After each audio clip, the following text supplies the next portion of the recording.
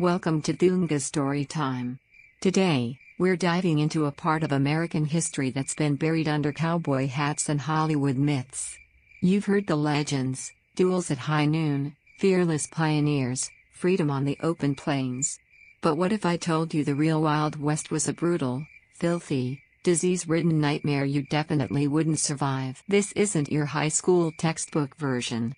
This is the raw, unfiltered story of what life was actually like on the American frontier, and it's not for the faint of heart.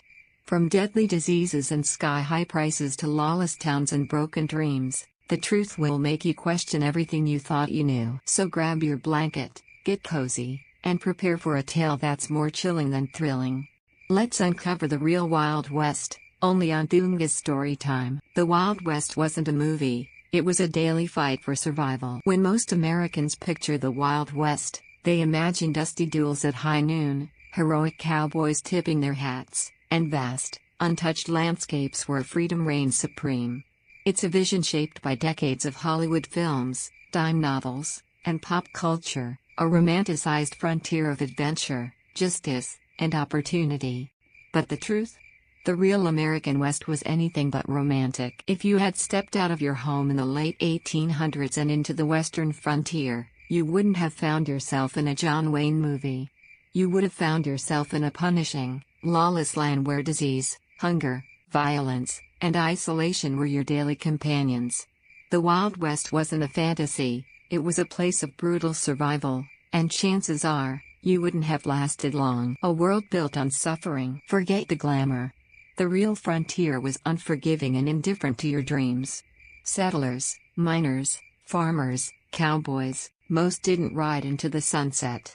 They worked their fingers to the bone in hostile environments, faced endless hardships, and died young. Basic necessities we take for granted today were rare luxuries back then. Clean water? Scarce. Sanitation? Practically non-existent. Bathtubs were a once-a-season luxury, and people often lived with a persistent layer of crime. The stench of sweat, livestock, smoke, and decay clung to everything. In towns where water was diverted or dried up, entire communities were left helpless against waves of disease.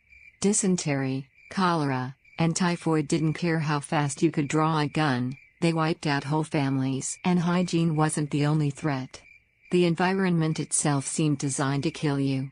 Winters brought freezing winds that cut through crude wooden shacks and sod houses. Summers scorched the land into dust. There were no thermostats, no insulation, no reliable shelter from the elements. Rattlesnakes might slip into your bedroll, mosquitoes swarmed the stagnant creeks, and even a simple cut could lead to deadly infection. Hollywood left out the boredom, the backbreaking work, and the despair. In the movies, life on the frontier is all gunfights, saloons, and cattle drives. In reality, it was long days of unrelenting physical labor with little to show for it. Whether you were digging ditches, herding cattle, or harvesting barely edible crops, work began at sunrise and often continued past dark. There were no weekends. No vacations. No health insurance. Farmers battled rocky, unforgiving soil, endless droughts, swarms of locusts, and a complete lack of modern farming tools. Miners spent their days in dark, unstable tunnels, inhaling toxic dust and praying the ceiling wouldn't collapse. Cowboys, far from being the swaggering heroes of legend, often died young from accidents, animal attacks, or simple exhaustion. Even in towns, life was grim.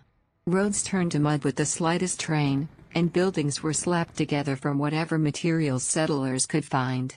Insects infested everything: food, beds, even the water supply. And for those hoping to strike it rich, most ended up poorer than when they arrived. Community didn't always mean comfort. Despite the myth of tight-knit frontier communities, many settlers lived in deep isolation. Your nearest neighbor might be 5 miles away, and if a storm or illness hit, help wasn't coming. Mail was slow. News from back east could be months old. Loneliness wasn't just a mood, it was a health hazard. Mental illness, depression, alcoholism, and suicide were tragically common, especially during long, brutal winters. And the famed Western hospitality? It came with a heavy dose of suspicion. People were armed.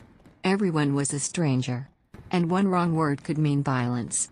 You didn't stroll into a saloon looking for trouble, because trouble usually found you first. Reality versus myth.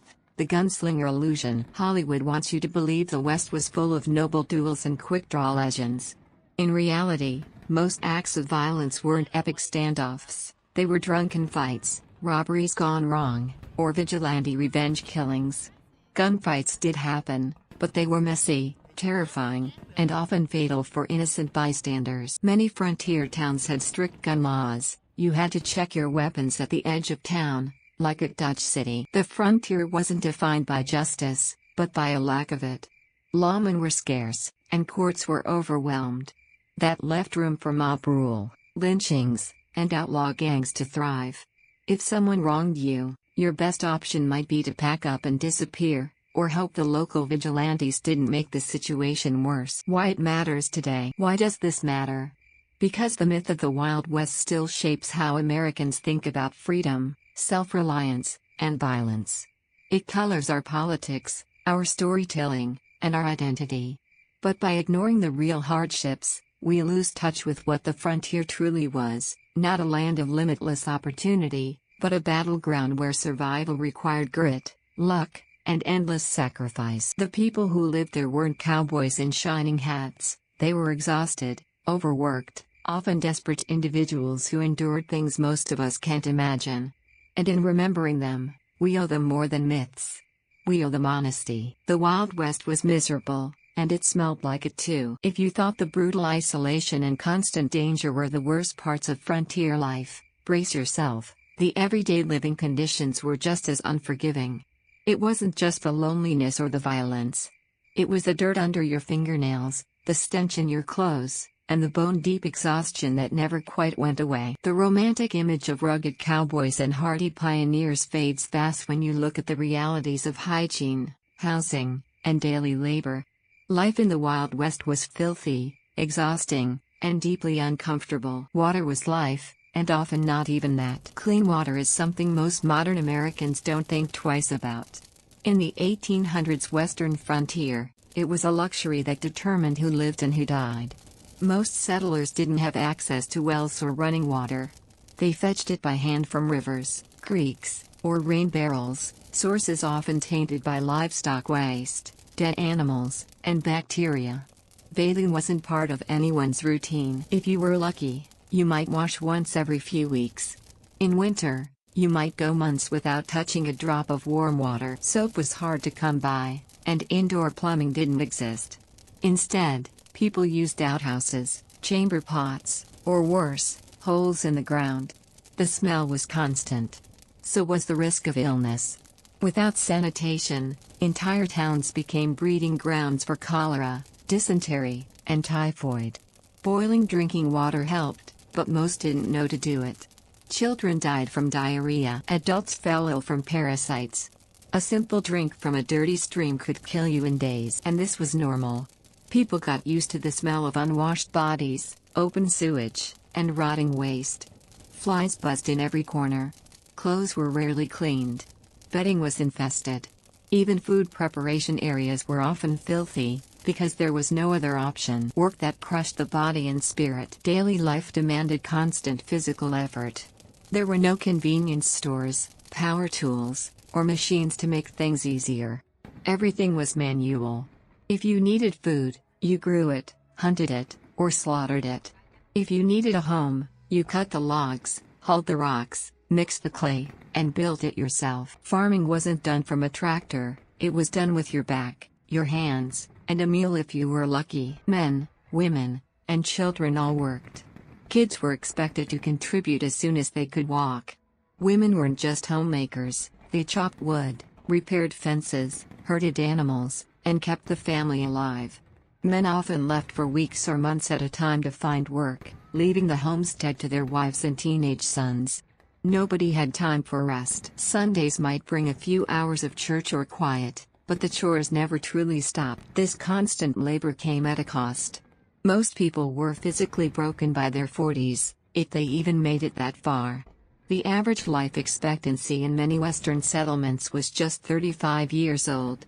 Not because people didn't want to live longer, but because their bodies simply gave out. Malnutrition, untreated injuries, exposure to the elements, and infections claimed lives quickly. What Hollywood shows as heroic endurance was often just desperation, exhaustion, and a lack of choice. Home wasn't sweet, it was a leaky shack or a hole in the ground. Think cozy cabin in the woods? Think again.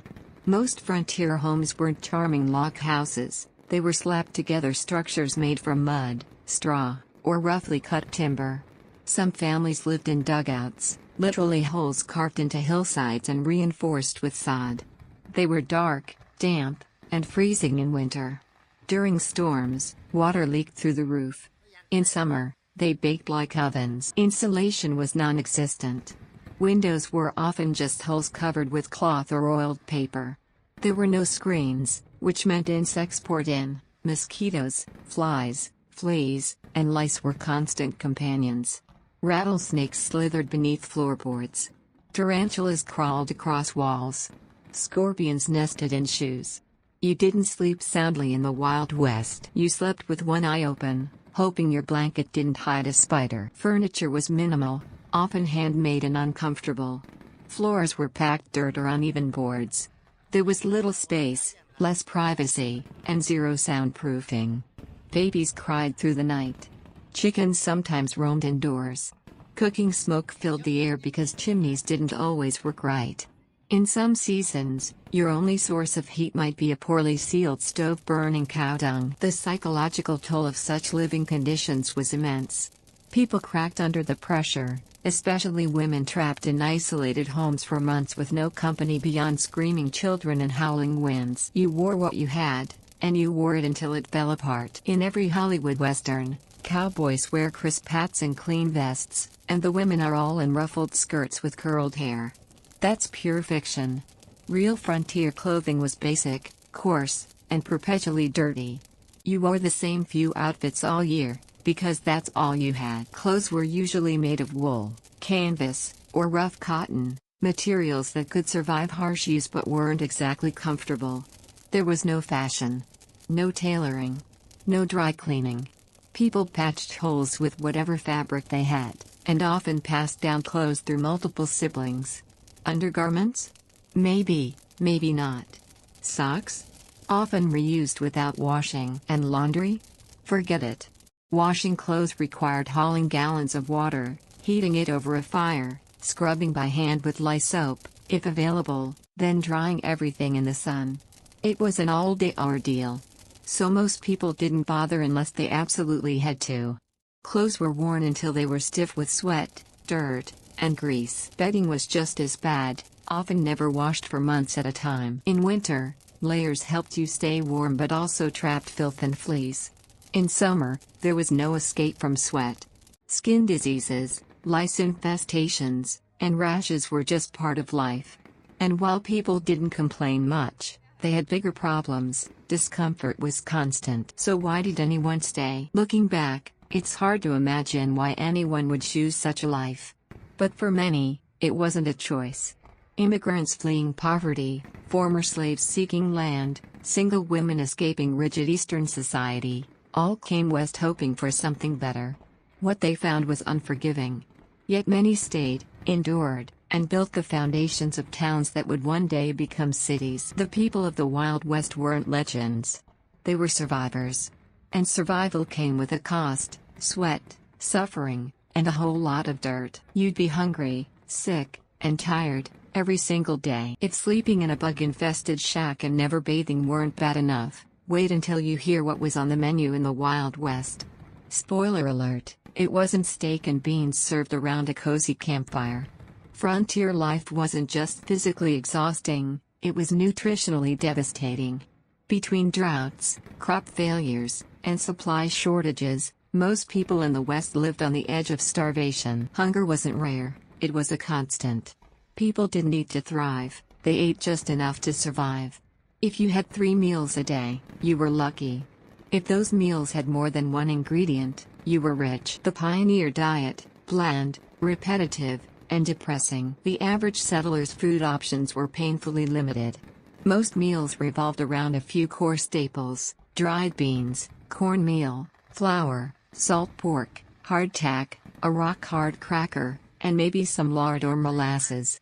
Fresh fruits and vegetables were rare outside of growing season, and even then, unpredictable weather or insects could wipe out crops before harvest. Meat, when it was available, usually came from salted or smoked pork, jerky, or whatever wild game someone could shoot. In lean times, even that was a luxury. Chickens were more useful for eggs than for eating, and cows were more valuable alive for milk and labor than as dinner. Milk spoiled quickly without refrigeration, so most dairy came in the form of hard cheese, if any. Canned food was expensive and hard to find. Imported goods, like sugar, coffee, or rice, were even worse. They were hauled in by wagon or rail, and marked up so high that only saloon owners or wealthier families could afford them regularly. Spices? Forget about it. Food was boiled, fried in lard, or baked in crude ovens. If it had flavor, it was probably salt, or ashes. This diet didn't just get boring. It made people sick. Scurvy, the silent killer on the prairie. Today, we associate scurvy with pirates, but it was rampant on the western frontier. Caused by a lack of vitamin C, scurvy made gums bleed, teeth fall out, and wounds refuse to heal. It caused fatigue, depression, and eventually death. Settlers didn't understand the cause. There was no clear link yet between diet and disease. People just wasted away, assuming it was bad luck or consumption. Fresh fruits and vegetables were the only cure, but those were almost impossible to get in many parts of the West. Apples, berries, citrus, these didn't grow easily on the plains. And nobody was trucking in oranges to Deadwood or Tombstone. Some settlers tried to grow small gardens, but drought, frost, insects, and soil quality made even simple crops like carrots or onions difficult. Many relied on foraging, but wild edibles were seasonal and required knowledge that many newcomers didn't have. Native American tribes understood the land far better, but most settlers ignored or distrusted their knowledge. So people kept eating biscuits and beans, wondering why they felt weak, lost their hair, and couldn't fight off infection. Children were especially vulnerable. So were women during pregnancy. Scurvy didn't announce itself, it crept in, quiet and deadly. Coffee that could strip paint. Coffee was one of the most sought-after commodities in the Wild West, but if you're picturing a smooth, flavorful roast, lower your expectations. Beans were often old, stale, and roasted over open flames until they were nearly burnt. Settlers ground them by hand and boiled them directly in water, grounds and all, with no filter. The result was a bitter, sludge-like brew affectionately called cowboy coffee. Even worse, when real coffee beans weren't available, people used substitutes, roasted acorns, chicory, dried corn, even burnt bread. Some mixed in soot or wood ash to make it darker. Drinking it didn't give you a gentle caffeine buzz, it made you grimace. But in a world of physical labor and little sleep, caffeine was a necessity, no matter how foul the brew. Whiskey, on the other hand, was everywhere, and much easier to swallow. Malnutrition was normal. Without the nutrients needed to sustain a hard-working body, settlers aged fast and looked years older than they were. Many suffered from chronic fatigue, poor eyesight, muscle cramps, and brittle bones. Cuts took forever to heal. Women miscarried at alarming rates. Children were stunted and more likely to die from what we'd now consider minor infections. There was no such thing as a balanced diet. Carbs and fat were plentiful. Protein came in short bursts, after a successful hunt or slaughter, but was often preserved in ways that stripped out much of its nutrition. Vitamins and minerals? They weren't even part of the vocabulary yet. Some settlers raised pigs, chickens, or goats, but keeping them alive in harsh conditions wasn't easy. Predators, disease, and harsh winters wiped out entire flocks. Losing an animal could mean losing a month of meals. And when nature really turned on you, during droughts, floods, or locust swarms, there was nothing to fall back on. Starvation became a real, looming threat. Cooking meant creativity, or desperation. With limited ingredients and tools, settlers had to get creative. Cornmeal mush, pan-fried salt pork, lard biscuits, and bean stew were staples. Sometimes they baked sour milk bread using spoiled milk and soda. Pies might be made with dried apples soaked in water, or even green tomatoes pretending to be fruit. Children might eat gruel, watery porridge made from oats or cracked wheat. Adults often skipped meals so kids could have more. And during bad winters, entire communities pooled what little they had to make thin, watery soups that stretched out for days. Holidays were sometimes the only time people tasted sweetness, a rare molasses cake, a bit of candied fruit, or strong tea brewed from pine needles for a touch of vitamin C. These moments were cherished, but few and far between. There were no grocery stores, no freezers, no fast food joints. The pantry was what you could carry in a wagon, grow in dry soil, or trap in the woods. Cooking was a survival act, not a creative outlet. And eating was more about staying upright than enjoying the meal. Eating to survive, not to live. The truth about food in the Wild West is this: it didn't nourish, and it didn't comfort. It kept you alive, barely. Every bite was a reminder of the work still ahead, the crop you hoped would grow, or the long ride into town to buy another sack of beans. When people look back and say the pioneers were tough, it's not just about braving storms or fighting bandits. It's about going to bed with a half-empty stomach, waking up before dawn, and doing it all again, without ever tasting a ripe peach or a fresh salad. That's not grit.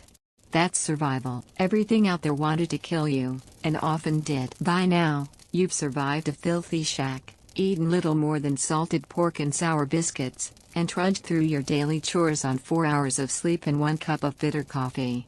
Unfortunately, you still wouldn't have made it through the week, because the West didn't just wear people down with work and hunger. It killed them. Suddenly. Violently. Randomly. Life on the frontier meant danger, real, immediate, often fatal. If the wind didn't blow your home away, the fever might take you. If the river didn't drown you, a rattlesnake might finish the job. And if you happened to escape all that, some drunken fool with a revolver might shoot you over a spilled drink. People in the Wild West didn't die old and peaceful in their beds. They died early, painfully, and often without warning. Nature was not your friend. Let's start with the weather. The western frontier wasn't just hot or cold. It was extreme. Blistering heat in the summer could dry your lips into cracked leather before breakfast.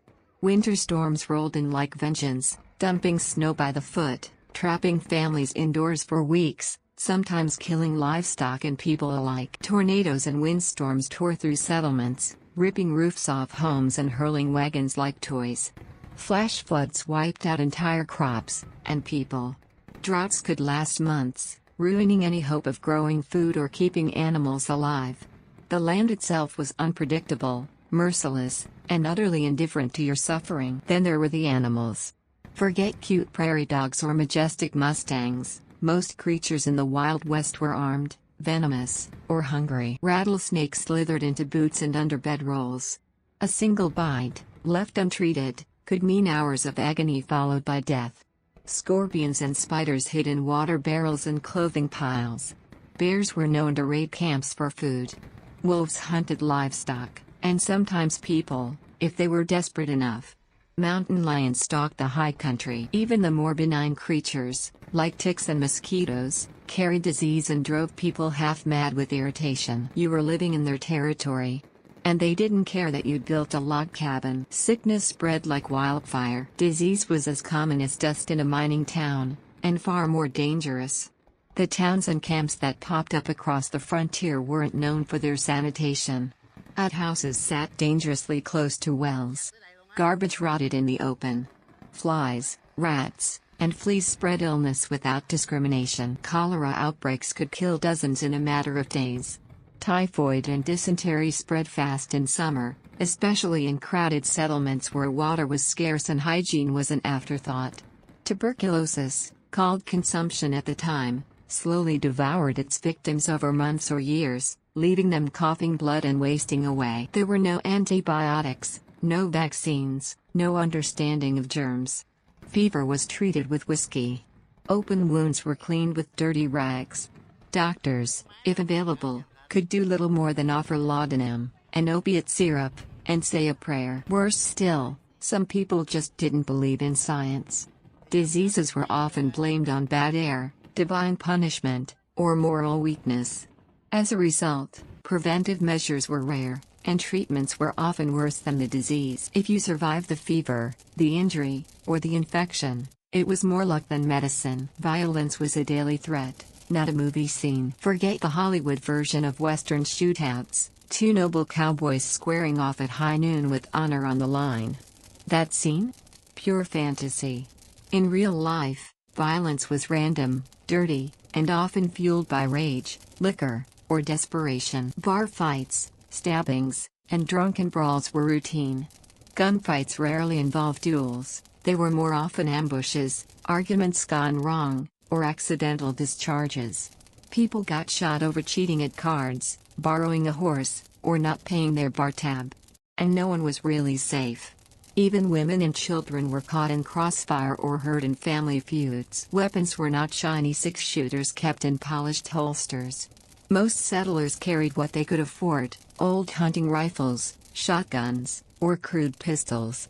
Many relied more on knives, axes, or fists. Ammunition was expensive and unreliable. Guns misfired. Powder got wet. Accidents happened constantly. Some towns attempted to regulate violence. Dodge City, Tombstone, and others actually had gun control laws. Visitors were required to check their weapons upon entering. But enforcement was spotty, and outside of town limits, no one was watching. If you crossed the wrong person in a remote area, the nearest lawman might be 50 miles away, and the prairie had plenty of places to bury a body. The law was a myth. Speaking of lawmen, they were few and far between.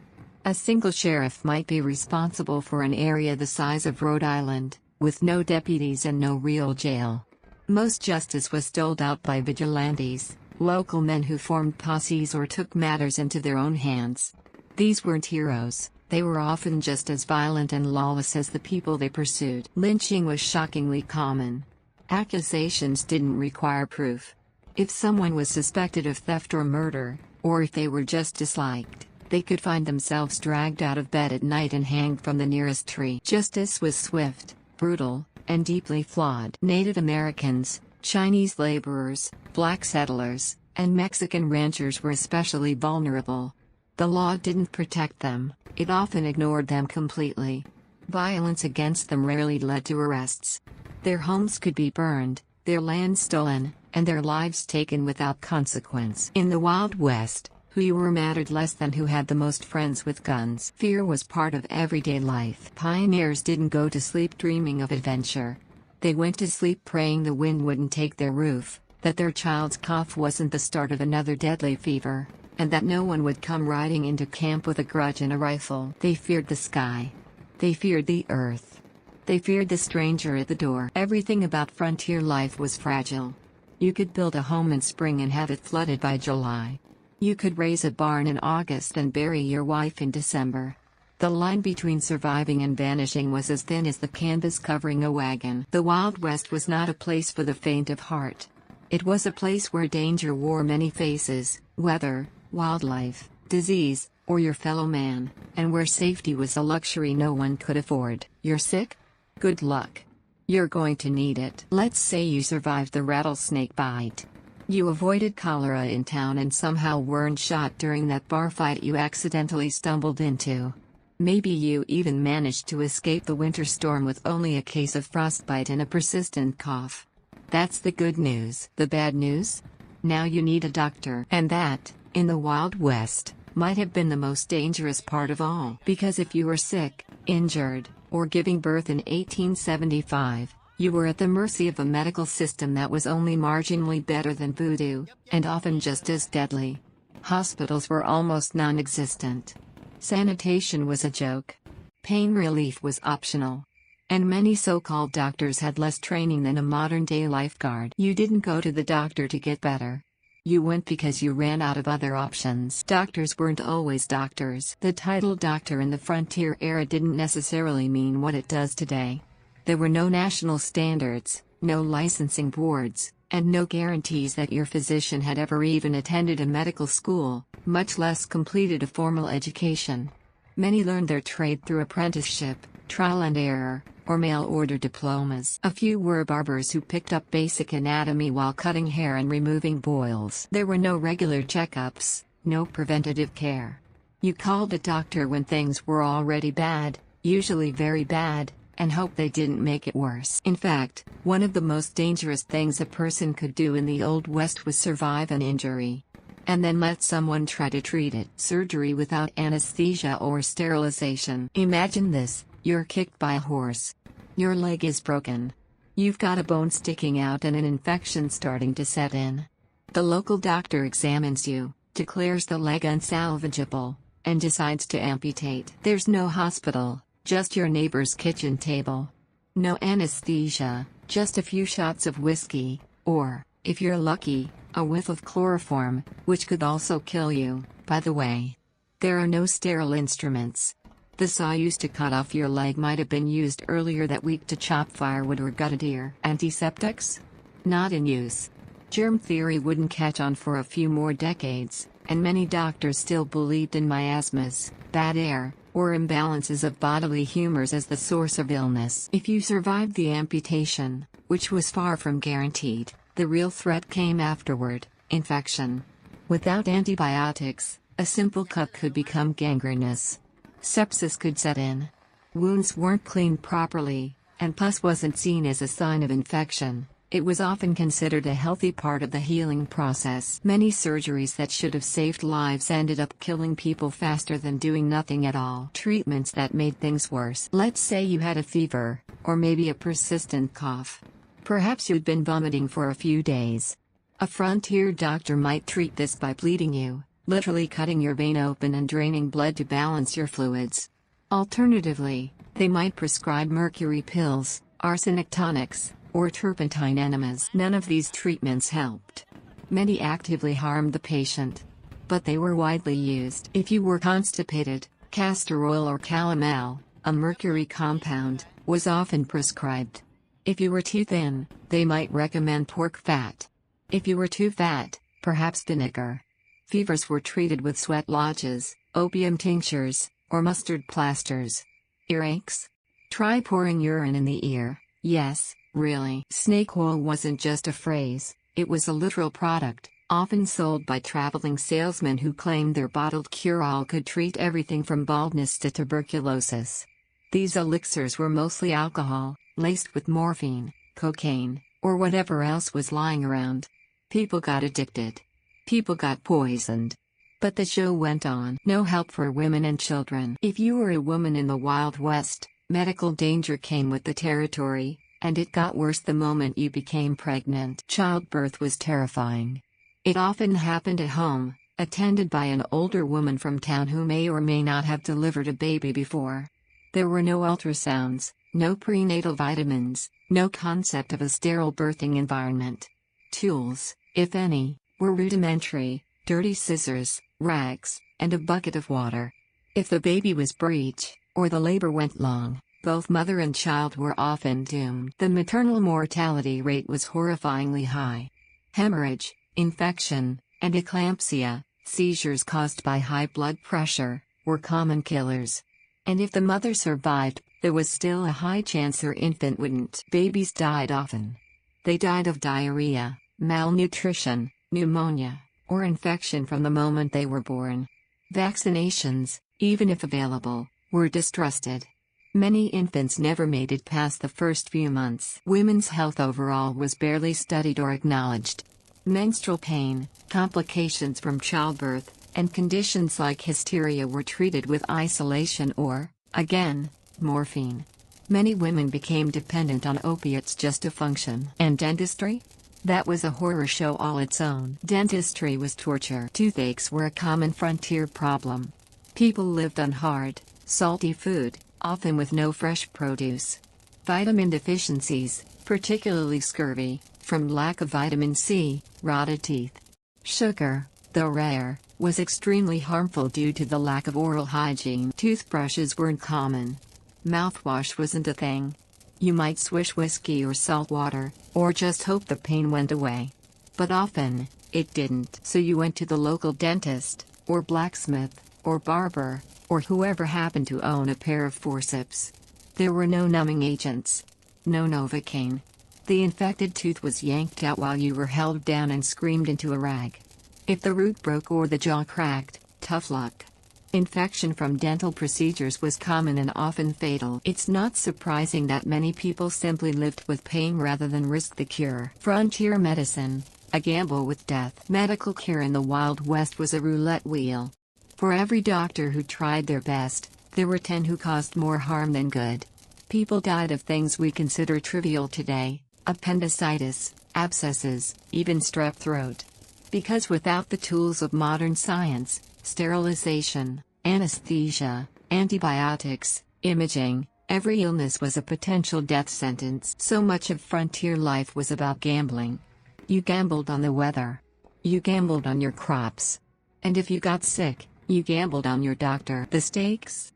Your life. Lonely, broke, and forgotten. The emotional cost of frontier life. Let's say you've made it this far. You've survived the grueling manual labor, the unsanitary conditions, the venomous creatures, and the deeply underqualified frontier doctor. You've buried a friend or two. You've lost some teeth. You've dodged bullets, literally and metaphorically.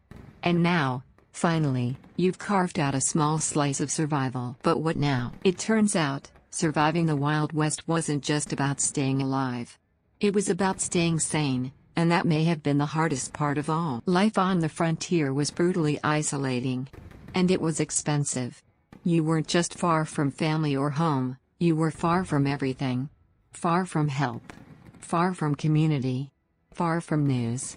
Far from anything resembling modern comfort.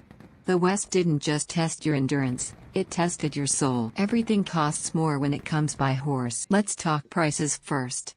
You might think life in the Wild West was simpler, maybe even cheaper. But the truth is that everything you needed to live, from coffee to nails, was wildly expensive. Why? Because nearly all of it had to be hauled in over hundreds, sometimes thousands, of miles by wagon, horse, mule, or, if you were lucky, a slow, unreliable train. Imagine paying $1.50 for a pound of flour, when your daily wage was maybe $1. Or 5 cents for a single egg. Boots could cost $10 or more. That's over $300 today, and if your boots wore out, good luck getting another pair before winter. Imported goods, like sugar, fabric, tools, or books, were luxury items. Most people couldn't afford them. That meant you made do with rough cotton or burlap. You patched your clothes until they disintegrated. You reused every nail, every bit of string, every scrap of wood. Nothing was wasted, because everything was precious. And forget about medical supplies, soap, or kerosene. Those were town luxuries, and you weren't always near a town. The mail took weeks, if it arrived at all. Now imagine you're 500 miles from your parents, or your siblings, or the friends you grew up with. There's no phone. No email. No texting. The only way to hear from them, or let them know you're alive, is to send a handwritten letter and hope a stagecoach or mail rider makes it through. Mail was slow. Really slow. A letter from New York to Wyoming might take a month, or 2, or more, especially in winter, or during a flood, or if someone got robbed along the way. That meant communication with loved ones was like speaking across a void. If someone died, you might not find out for weeks. If you were ill or in trouble, help would arrive, if it arrived at all, long after you needed it. And newspapers? Forget breaking news. By the time a paper made it to your outpost, the information was often weeks out of date. You heard about presidential elections, natural disasters, or wars after they had happened. Sometimes long after. The result? You felt cut off from the world. Silence wasn't peaceful. It was oppressive. There's a romantic image of the Western homestead, peaceful sunsets, wide open spaces, the quiet hum of the prairie wind. But in reality, that quiet could be crushing. Most homesteads were hours, or even days, from their nearest neighbor. During long winters or dry summers, you might not see another person outside your immediate family for weeks. The silence wasn't soothing, it was maddening. With no roads, no radio, and no town within walking distance, you could go days without hearing a human voice besides your own. This was especially brutal for women. A young woman brought out west by her husband might spend days completely alone while he hunted, worked a mine, or drove cattle. She cooked, hauled water, kept the fire going, sewed clothes, milked animals, and sometimes gave birth entirely alone. Loneliness wasn't just emotional, it was physical. Even when you did see other people, you couldn't always talk freely. Privacy was non-existent in small towns, and reputations were fragile. If you were struggling, you often kept it to yourself. And the result of all this emotional pressure? People broke. The mental health crisis no one talked about. Frontier life took a deep toll on the human psyche. Depression was common, but it wasn't recognized as a medical condition. It was seen as weakness, or laziness, or a woman's complaint. Anxiety, panic attacks, postpartum depression, and PTSD, often suffered by veterans and settlers alike, went entirely untreated. People drank a lot. Alcohol was one of the few available medicines on the frontier, and it was used for everything from pain relief to emotional numbness. Whiskey was cheap, strong, and always available at the saloon. And it wasn't just men. Women drank, too, sometimes secretly, sometimes out of desperation. But alcohol made things worse. It fueled violence. It destroyed families. And it worsened the loneliness it was supposed to cure. Many settlers fell into long periods of despair. Some became reclusive. Others violent. And tragically, some ended their own lives. Suicide, especially among isolated ranchers and homesteaders, was not uncommon. There were no crisis hotlines, no therapists, no support systems. If you couldn't carry the weight, you simply collapsed under it. Hope was scarce, but not dead. And yet, people stayed. They endured. Not because it was beautiful, but because they believed things could get better. Some towns formed reading clubs. A traveling preacher might double as a newsreader. Women formed quilting circles to share stories and food. Men gathered for barn raisings, or poker games, or music around a fire. The rare letter from home was read aloud until it nearly disintegrated from use. Some folks wrote in journals, not because they expected anyone to read them, but because writing was the only way to keep the loneliness at bay. And slowly, railroads expanded. Towns grew. Telegraphs connected cities. News came faster. Goods got cheaper. But those early decades? Those were years of silence and scarcity, and only the most emotionally resilient people survived them intact. Living in the Wild West wasn't just physically brutal. It was spiritually crushing. It's easy to picture cowboys and pioneers as rugged, stoic heroes. But the truth is that many were exhausted, overworked, and emotionally wrecked. They were people who had left everything they knew behind in search of opportunity, only to find themselves isolated, broke, and utterly alone on a horizon that never seemed to end. Survival in the West wasn't just about keeping your body alive. It was about keeping your hope alive. And that, perhaps, was the cruelest challenge of all. No job was safe. The West was built on dangerous labor. By now, you've survived the stink, the storms, the silence, the violence, and the slow mental erosion of frontier life. So what's next? Work. Because in the Wild West, not working wasn't an option. Everyone worked hard. And yet no job guaranteed safety, stability, or even a steady income. Many of them could, and did, kill you. There was no OSHA. No unions. No worker protections. If you lost a hand in an accident, you didn't get compensation, you just had one less hand. If you died, someone else took your job the next day. That's how it was. The West didn't just break spirits. It broke bodies. Let's look at the most common, and most hazardous, jobs on the frontier, and why you probably wouldn't survive any of them. 1. Mining. Dark, deadly, and dusty. It's no surprise that mining was one of the most dangerous occupations in the West. Lured by the promise of gold, silver, and copper, thousands of men, and some women, rushed to mining towns hoping to strike it rich. Most didn't. Instead of hitting the jackpot, miners found themselves working long shifts in narrow, airless shafts. They used hand tools and crude dynamite in tunnels barely high enough to crawl through. Collapses were frequent.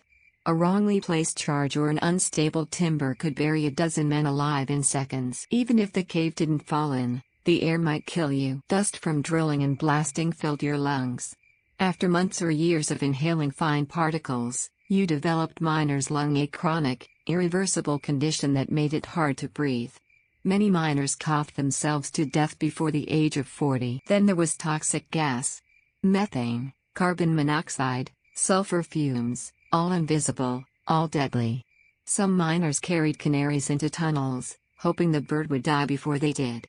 Sometimes, it didn't die fast enough. And let's not forget the pay, irregular, often delayed, and sometimes paid in scrip only usable at overpriced company stores.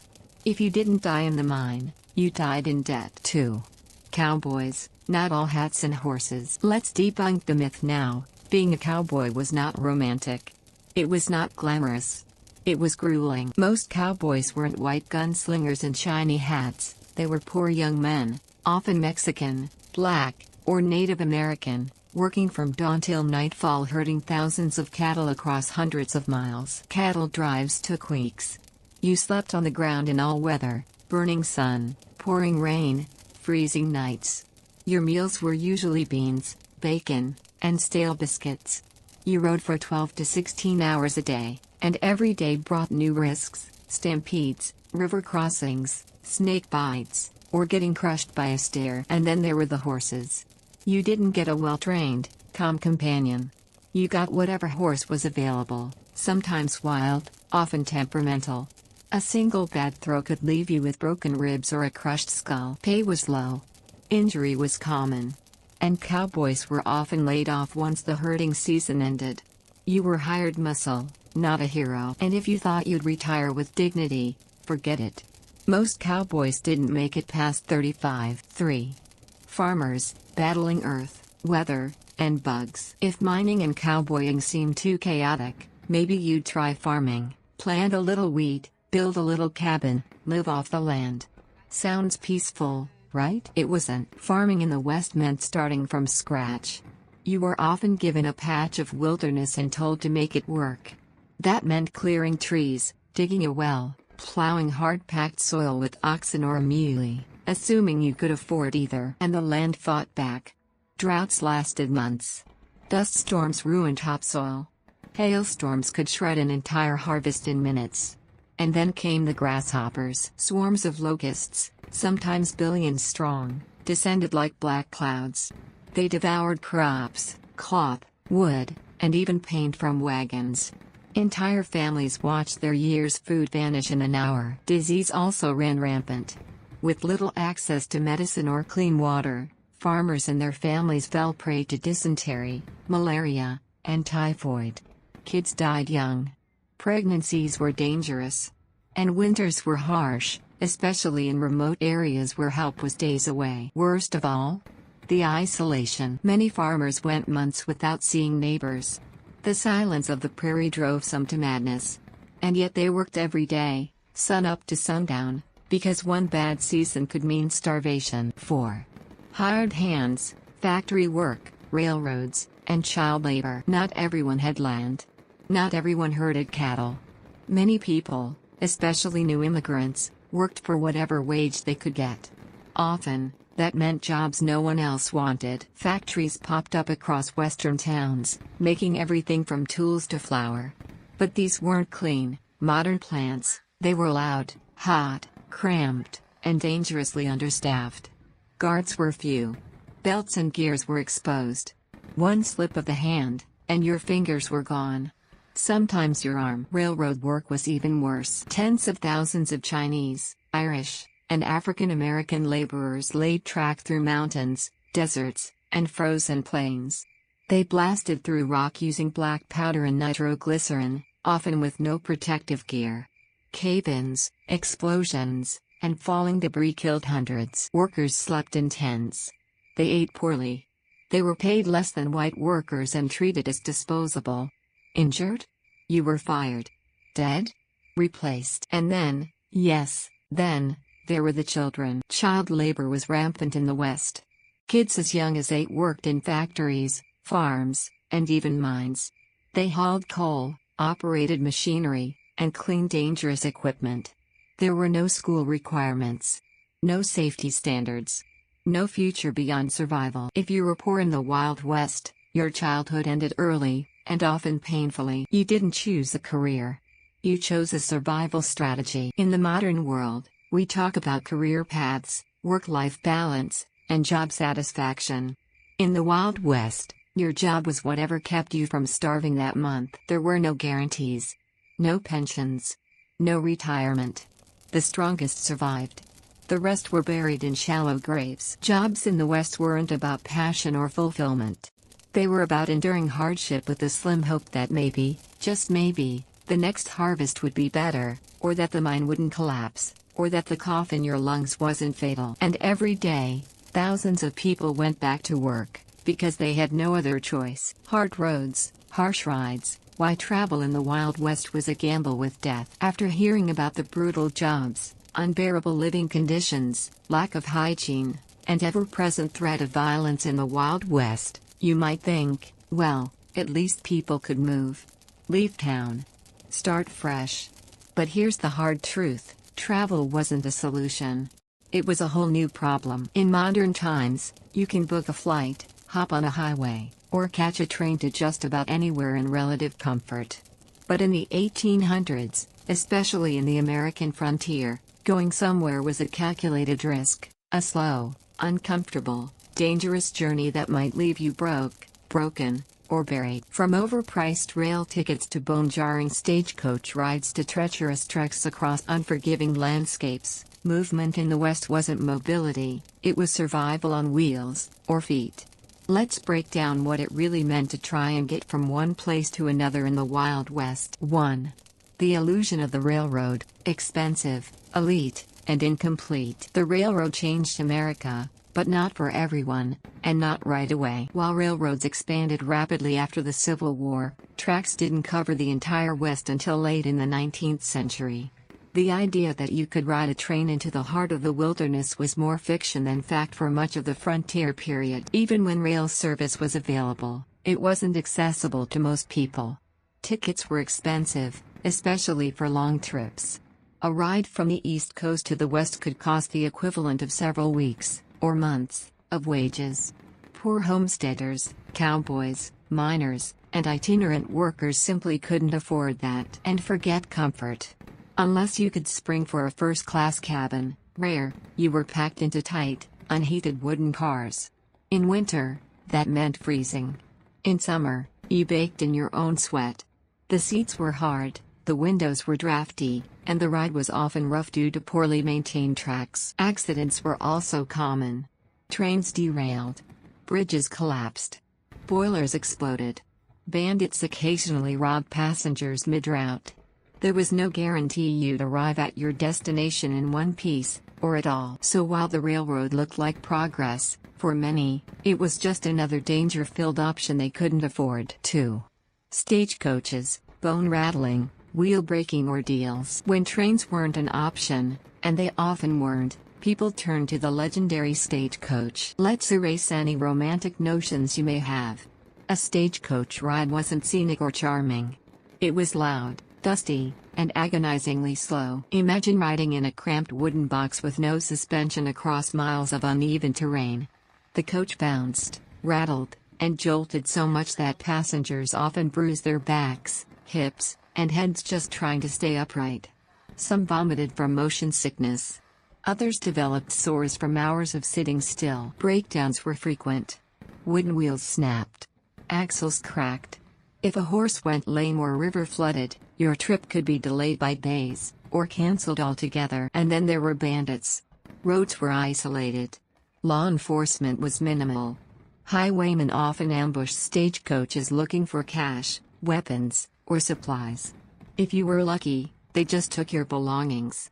If you weren't, they left you injured, or dead, on the side of the road. And yet, this was one of the better options available. 3.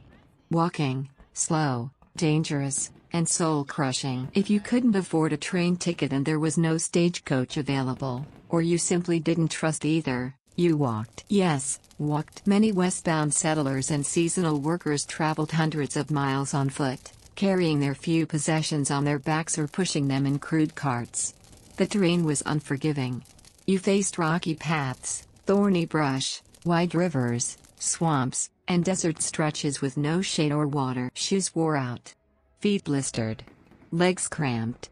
The sun burned your skin by day and the cold stiffened your joints at night. But physical discomfort was only part of the suffering. There were wild animals, wolves, mountain lions, bears. There were snakes and scorpions. There were bandits, hostile strangers, and long stretches of silence that broke your spirit. You ate what you could hunt or carry. You drank whatever water you found, often tainted or stagnant. And if you got injured or sick, you had to keep moving or be left behind. Walking might have been free, but it came at a steep cost. 4. The Oregon Trail, hope, horror, and high death tolls. Perhaps no journey better encapsulates the hardship of westward travel than the legendary Oregon Trail. Between the 1830s and 1860s, tens of thousands of families set off from Missouri hoping to reach Oregon, California, or Utah. Some made it. Many didn't. It was roughly 2,000 miles of brutal terrain. Wagons were heavy, wooden, and broke often.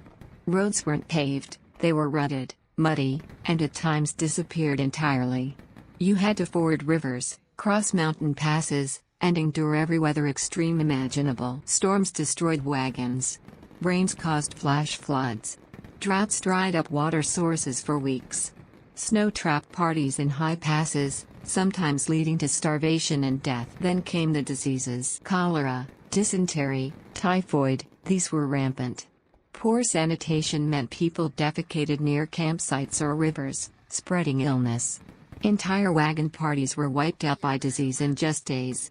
1 out of 10 travelers died on the trail. And mental exhaustion was just as devastating. The sheer monotony of the journey, weeks without seeing anything but open plains or mountains, broke people down.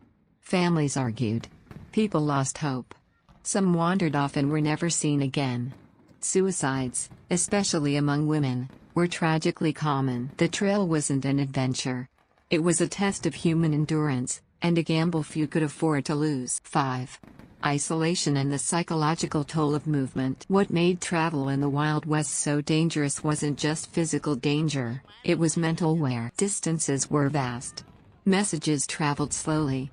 There were no cell phones, no GPS, no gas stations, and no guarantees.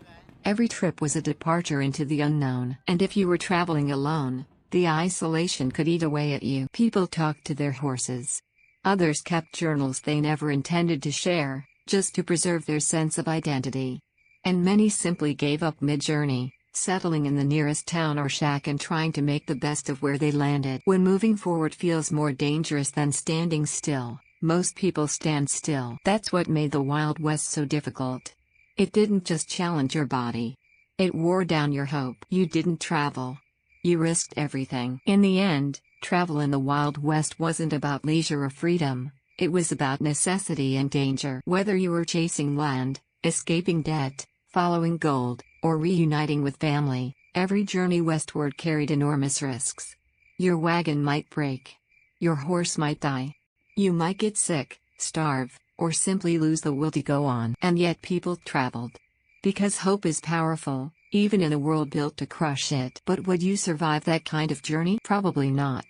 And that's why the Wild West is better left to boring bedtime history than real-life experience. The ugly truth, racism and ethnic conflict in the Wild West. If you've followed this far, you've probably realized the Wild West was no glamorous playground. It was dusty, dangerous, and downright deadly.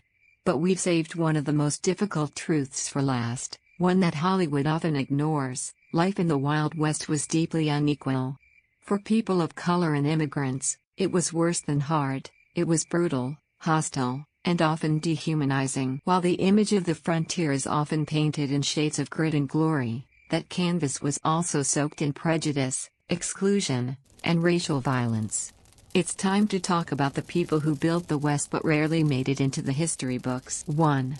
A diverse West, but not an equal one. Despite its harshness, the American frontier attracted a wide array of people. The Wild West wasn't just made up of white settlers and gun-toting sheriffs.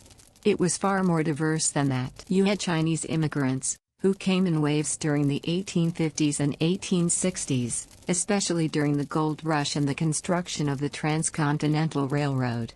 There were Mexican Americans, some who lived in the region before it even became part of the United States. African Americans, both formerly enslaved and free, moved west for opportunity and escape from the Jim Crow South. And then there were European immigrants, Germans, Irish, Scandinavians, each group with its own hardships and social obstacles. But diversity didn't mean equality. 2. The Chinese experience, exploitation, exclusion, and violence. The Chinese laborers who helped build the railroads, especially the Central Pacific Line through the Sierra Nevada, were essential to the West's growth. Yet they were grossly underpaid, given the most dangerous jobs, and subjected to extreme racism. While white workers might earn $30 a month plus meals and housing, Chinese workers earned closer to $20 with no benefits, and were often charged for food and shelter. They were expected to blast through mountains with outdated explosives, often dying in rock slides and tunnel collapses. When they protested or went on strike, their camps were cut off from supplies until they relented. Even after the railroads were complete, anti-Chinese sentiment didn't fade, it got worse. In towns like Los Angeles, San Francisco, and Rock Springs, violent mobs attacked Chinese communities, looted businesses, and murdered civilians in cold blood. The Chinese Exclusion Act of 1882, the first major federal immigration restriction, was a direct response to this hysteria, effectively banning Chinese labor immigration for decades. Many Chinese men ended up trapped in poverty, unable to bring their families over our own land. Others lived in underground Chinatowns to avoid harassment. They built the infrastructure of the West, and were repaid with fear, hate, and systemic erasure. 3. Mexican Americans, from landowners to outsiders. Before the U.S. annexed the Southwest following the Mexican-American War, much of what's now California, Texas, Arizona, and New Mexico was part of Mexico. Thousands of Mexican families had owned ranches, farms, and towns for generations. But after 1848, they found themselves foreigners in their own homeland. The Treaty of Guadalupe Hidalgo promised to protect their property rights, but in practice, this rarely happened. Through legal loopholes, fraudulent land claims, and outright intimidation, white settlers and speculators seized massive amounts of land. Many Mexican Americans were pushed off their ancestral lands and forced into low-wage labor as farmhands, cowboys, or domestic workers. Some resisted, leading to confrontations like the Las Garras Blancas movement in New Mexico, but they were branded as outlaws and violently suppressed. In everyday life, they faced discrimination in schools, housing, and employment. Signs reading "No Mexicans Allowed" were common in public businesses. Even speaking Spanish could provoke arrest or assault. And in court? Good luck. Mexican Americans were often denied the right to testify against whites or serve on juries. Justice was anything but blind. 4.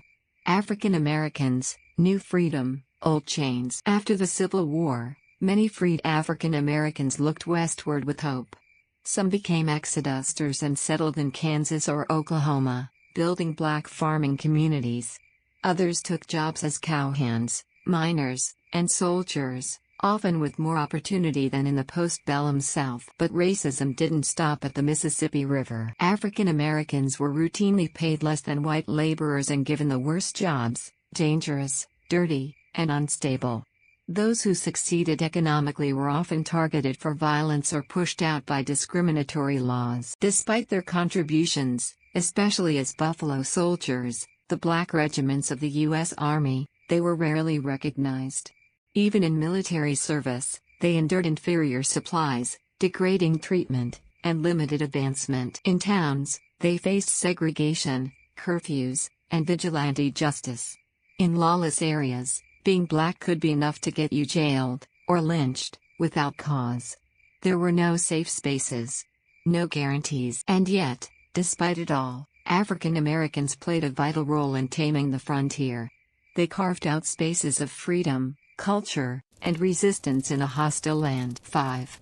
Native Americans, the erased majority. While not part of the original outline, no discussion of race in the West is complete without acknowledging the people who were here long before manifest destiny was even an idea. Native Americans. Entire tribes were forcibly removed, starved, or slaughtered to make room for settlers.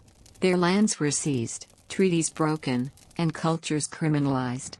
From the Trail of Tears to the Wounded Knee Massacre, the Western expansion was as much a story of conquest as it was of progress. While the U.S. government waged wars to take land, settlers often took part in local massacres, scalp bounties, and ethnic cleansing campaigns. Native children were sent to boarding schools where they were stripped of language, hair, and identity in an attempt to civilize them. So when we talk about the Wild West being lawless, that lawlessness was often state-sponsored, especially when it came to indigenous lives. 6. European immigrants, not white enough, yet. Even white immigrants weren't immune from prejudice. At first, Irish immigrants were mocked as lazy, drunk, and subhuman. Germans were distrusted for speaking a foreign language. Scandinavians were viewed as odd and overly religious. Italians and Eastern Europeans were often lumped together as criminals or anarchists. They faced violence, wage suppression, and exclusion, but over time, most were able to become white in the eyes of society.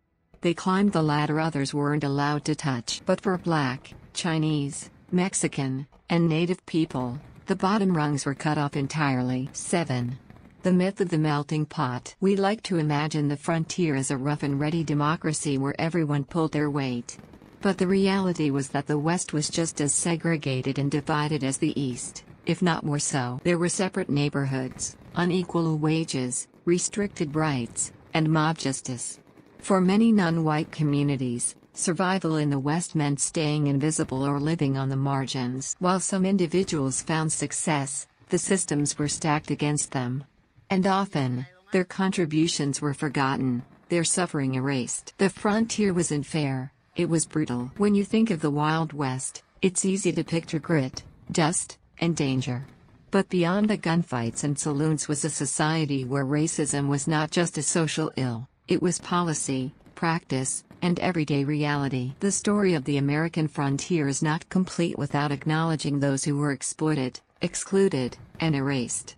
They helped build the railroads, towns, and economies that shaped the nation, and paid the highest price for it. So no, you probably wouldn't survive a day in the Wild West, especially not if you weren't white. The tragedy of Native Americans. By now, the glossy myths of the Wild West have been peeled away. We've looked behind the curtain of Hollywood fantasy and found a place soaked in dust, blood, labor, loneliness, and deep injustice. But no retelling of frontier life is complete, nor honest, without addressing the greatest tragedy of all, the systematic destruction of Native American life. Long before any cowboy saddled up or railroad stake was driven into the earth, the Great Plains, deserts, forests, and rivers were home to thriving native nations. These communities had rich languages, spiritual traditions, governments, and trade networks that stretched across the continent. What followed over the course of the 19th century was not simply displacement, it was a cultural, economic, and demographic collapse fueled by war, disease, starvation, and forced assimilation. Let's not sugarcoat it. For Native Americans, the so-called taming of the West was nothing short of a catastrophe. 1. Population collapse and the path to reservations. At the time of European contact, millions of indigenous people lived across North America. By the mid-1800s, their numbers had plummeted. War, smallpox, measles, and starvation devastated entire nations. When settlers pushed westward, fueled by the ideology of manifest destiny, they brought more than rifles and fences. They brought the end of a way of life. As U.S. expansion continued, Native communities were either wiped out in battles, relocated through forced treaties, or pushed onto reservations, often in barren or unwanted lands far from their original territories. These reservations were framed as a solution by the U.S. government, but in practice they were open-air prisons. Tribes who once roamed the plains freely were suddenly confined to narrow strips of territory, dependent on government-issued food, often spoiled or insufficient. Many starved. Diseases swept through reservation camps. Traditional governments were undermined or ignored. Sovereignty became a shadow of its former self. 2. The extermination of the buffalo, killing a way of life. One of the most devastating blows to native communities on the plains was the targeted extermination of the American bison, the buffalo. Bison were not just a food source. They were central to spiritual life, economy, and mobility for plains tribes like the Lakota, Cheyenne, and Comanche. From hides to bones to meat, every part of the animal was used with purpose. The buffalo were sacred. But to U.S. military and political leaders, the bison were seen as a tool of resistance. Kill the buffalo, and you kill the ability of tribes to live independently. This was not accidental, it was policy. Professional hunters, many employed by the government or railroad companies, slaughtered millions of buffalo in a matter of decades. Often, the carcasses were left to rot.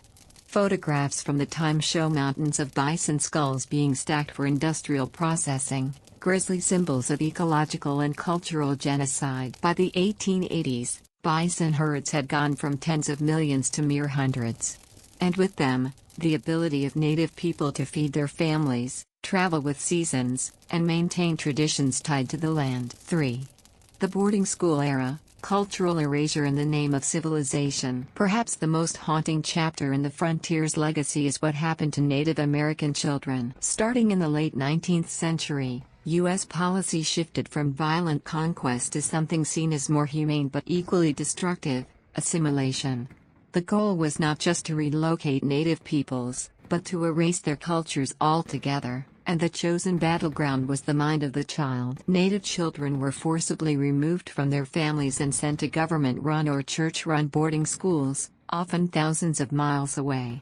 At these institutions, places like Carlisle Indian Industrial School in Pennsylvania, students were forbidden from speaking their native languages, wearing traditional clothing, or practicing their religions. Their hair was cut. Their names were replaced with English ones. They were often beaten for speaking their tribal tongue, and punished with isolation or hard labor. The motto of these schools was chillingly blunt: kill the Indian, save the man. Students were taught to be ashamed of their identity, history, and family. Many never returned home. Some died of disease or abuse in these institutions, their graves unmarked or hidden. Others returned, unable to reconnect with the communities they had been torn from. The trauma didn't end there. Generations of Native families were affected, parents lost children, languages withered, and spiritual continuity was shattered. These scars remain today. 4. Resistance, survival, and silence. Despite every attempt to erase them, Native peoples resisted, through war, through negotiation, through quiet preservation of culture in secret and in exile. Figures like Sitting Bull, Geronimo, and Chief Joseph tried to protect their people, their lands, and their dignity. Some led direct military resistance. Others chose legal battles. Some chose prayer, song, and oral storytelling as a means of survival. But the broader American public, intoxicated by ideas of progress and profit, largely turned a blind eye. Native suffering was seen as inevitable, or worse, deserved. Frontier newspapers often portrayed Native communities as savages standing in the way of civilization. Even well-meaning settlers could not see beyond their own ambitions. This denial, this silence, allowed a tragedy to continue long after the last cavalry charge. Generations grew up believing the West had been empty, waiting to be claimed. 5.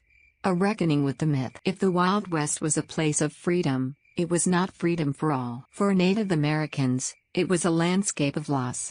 Loss of land, family, language, and self. Not by accident, not as a byproduct, but as a deliberate strategy of expansion. Genocide doesn't always come with a clear declaration. Sometimes, it's done with treaties, trains, and textbooks. And yet, Native people endure. Despite every attempt to erase them, indigenous nations across the U.S. have survived and continue to fight for their rights, languages, land, and cultures.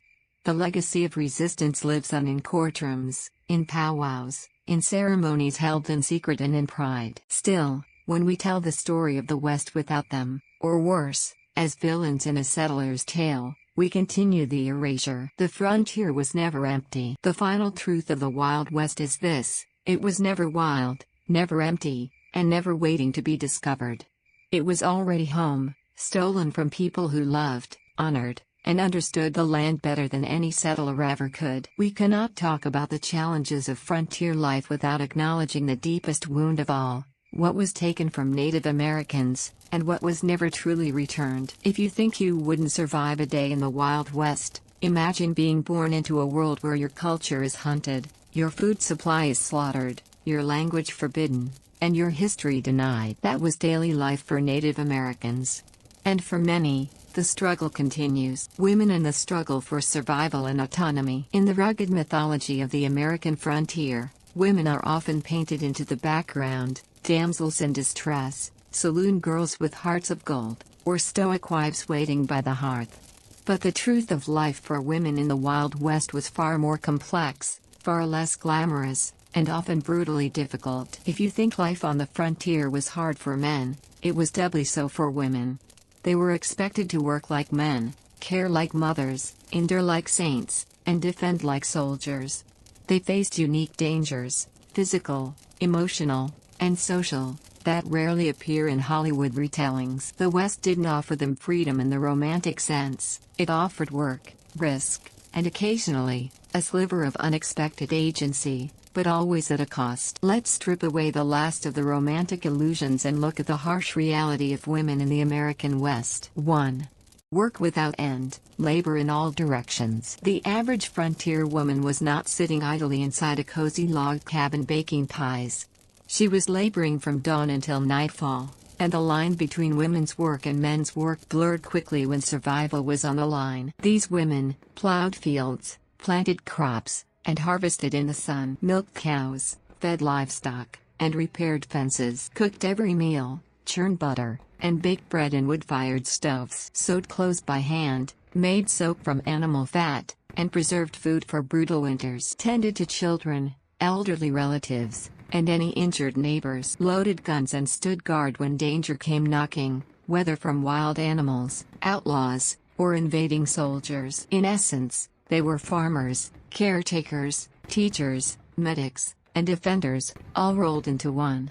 And still, their labor was often invisible or taken for granted by both society and history. The idea that men built the West ignores the aching backs, bloodied hands, and iron will of the women who built it beside them, and sometimes, without them. 2. Isolation and widowhood, the loneliest job on earth. Death was common on the frontier. Disease, accidents, violence, and childbirth claimed lives regularly. Many women became widows at a young age, often with children to raise and no community to support them. Widowhood wasn't just an emotional loss, it was often an economic and physical crisis. With no male legal representation in a patriarchal system, widows could lose land, homes, and any social standing. Those who survived did so by becoming resourceful, tough, and self-reliant, or by remarrying out of necessity rather than love. And even without death, life was isolating. Many homesteads were miles apart. A woman could go weeks without seeing another adult, aside from her husband or children.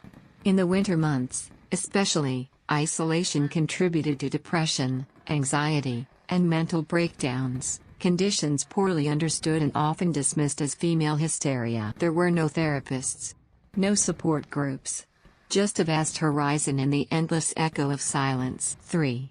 The harsh reality of sex work. In towns with booming mines or railroads, where men vastly outnumbered women, prostitution became a common and sometimes necessary profession.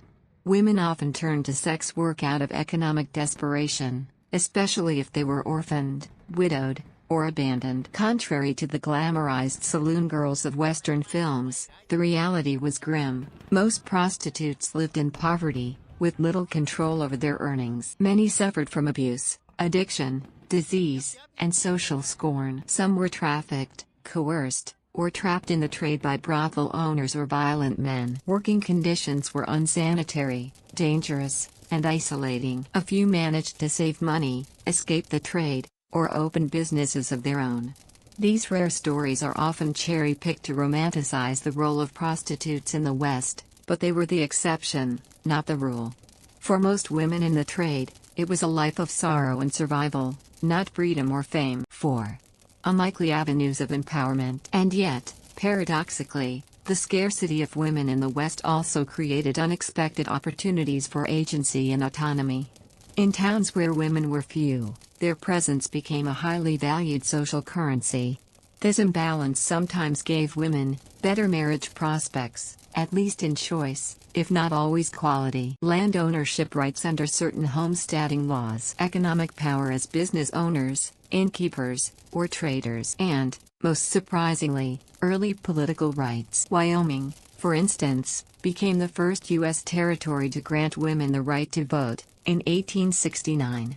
Not necessarily because of feminist ideals, but because it was seen as a way to attract female settlers and project a progressive image.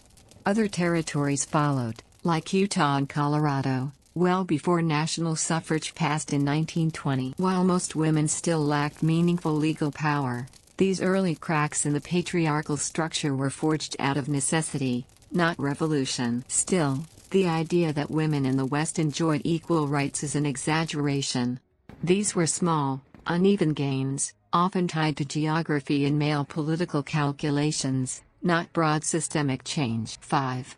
Gender, violence, and the constant threat. Life on the frontier came with constant risk of violence, and women were not spared. Rape, domestic abuse, and exploitation were widespread and largely ignored by authorities, when authorities even existed. Law enforcement was often minimal or corrupt, and women who reported abuse were frequently blamed or dismissed. Marriage was not always a shield. Some women were sold into marriage or treated as property. Others endured abandonment or betrayal, with no legal recourse or financial protection. Weapons became part of women's lives, guns hidden under aprons, knives tucked into boots. Some women became legendary for their ferocity and independence, like Calamity Jane or Annie Oakley, but they were outliers in a system designed to trap women in roles of silent suffering. 6. Teaching, midwifery, and the quiet heroes. Not all women wielded guns or plowed fields. Some took on essential, quieter roles that held communities together, teaching and midwifery. Female teachers were often young, unmarried, and sent to remote towns where education was minimal. They lived with host families, made meager wages, and juggled classrooms of all ages, often with no supplies.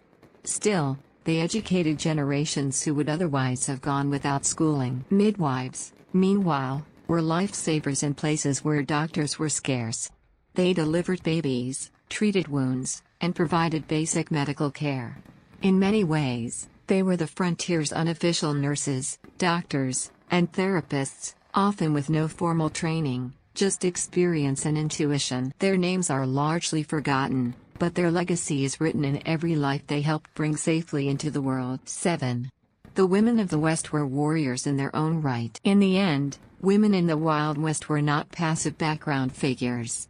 They were the quiet backbone, the exhausted heart, and sometimes the overlooked heroes of frontier survival. They endured childbirth without anesthesia, worked fields with broken backs, outlived husbands, buried children, and still found the strength to cook breakfast the next morning. They raised families in the dust, stood guard with rifles, prayed over graves, and sometimes dared to hope that the next generation might inherit something better. And yes, they were sometimes given more voice, more power, and more choice than their counterparts back east, but only because no one else was there to do the work. The West wasn't a place of freedom for women. It was a place of grit, danger, exhaustion, and survival. Against the odds, they shaped the frontier as much as any cowboy or cattle baron, though their names rarely make the textbooks. So next time you picture the Wild West, don't just imagine the saloon shootout or the stagecoach robbery. Picture the woman alone in a one-room cabin, boiling laundry over a fire, rifle at her side, baby crying, storm clouds gathering. That was the real West. Weak law and order, the myth of frontier justice. By now, if you've journeyed through all the previous parts of this series, you know the American West wasn't the swashbuckling adventure land that movies promised. It wasn't all duels at high noon or lone sheriffs keeping peace with nothing but a revolver and a square jaw. In fact, If you found yourself in trouble out west, you'd probably be on your own, or worse, at the mercy of mob justice, drunken violence, or corrupt figures hiding behind tin stars. Let's talk about the Wild West's shaky relationship with law and order, and why justice, when it came, was rarely swift, fair, or even legal. 1. The sheriff was one man against the wild. The image of the town sheriff is iconic: tall hat, leather boots, a shiny badge. In reality, sheriffs in the Old West were often overworked, underpaid, and grossly outnumbered. Most were elected by local communities, and they were expected to maintain peace across hundreds of square miles, track down outlaws across mountains, forests, and deserts, act as judge, jury, and jailer in isolated towns, handle everything from theft and brawls to murders and land disputes. But they weren't superheroes. They were often regular citizens with limited training, limited resources, and no real backup. Many counties didn't even have official jails.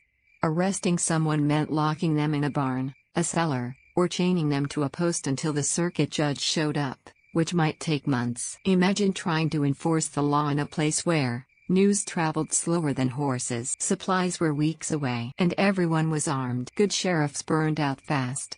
Others turned corrupt, overwhelmed by pressure or bribed by the very criminals they were supposed to stop. 2. The rise of vigilantes and lynch mobs. In towns where law enforcement was too slow or too soft, or simply didn't exist, people took justice into their own hands. These were the vigilantes, self-deputized enforcers who claimed to act in the name of justice but often delivered chaos instead. Some communities formed vigilance committees to punish rustlers, outlaws, and troublemakers. At first, these groups had public support. But without legal boundaries, vigilantism turned into mob rule. People were dragged from homes or jail cells in the middle of the night, hung from trees without trial, branded, beaten, or banished for offenses ranging from real crimes to personal grudges, denied any defense, evidence, or appeal. What began as an attempt to protect the community quickly morphed into revenge killings, racial terror, and power grabs. In some towns, vigilantes became more feared than the criminals they claimed to fight. They answered to no one, not judges, not juries, and certainly not the accused. 3. Justice depended on where you were, and who you were. One of the most dangerous truths about the West was that justice wasn't consistent. It depended heavily on location. Distant towns had no regular judges or courts. Race and class: white men often received lighter treatment, while people of color faced harsh and immediate punishment. Connections: if you were related to a landowner, politician, or local boss, chances were you could dodge the worst consequences. Chinese laborers, black settlers, Mexican farmers, and Native Americans were often punished more severely, or without cause. False accusations could quickly become death sentences, and trials, if they occurred, were more about appearances than fairness. And if you thought being innocent would protect you, think again. Innocent people were hanged by mistake, run out of town, or jailed for months awaiting a trial that never came. 4.